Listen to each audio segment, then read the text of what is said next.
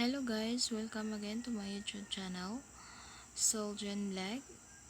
Our topic for today is who, what, and why questions. English, Bisaya, Tagalog, translations.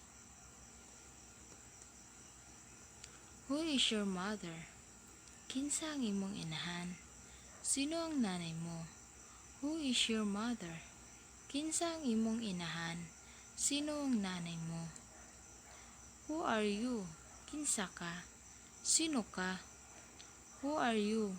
Kinsa ka? Sino ka? Who is it? Kinsa man? Sino yan? Who is it? Kinsa man? Sino yan? Who is your teacher? Kinsa ang imong maestra? Sino ang iyong guro? Who is your teacher? Kinsa ang imong maestra? Sino ang iyong guro? Who is the owner? Kinsa ang tag-iya? Sino ang may-ari? Who is the owner?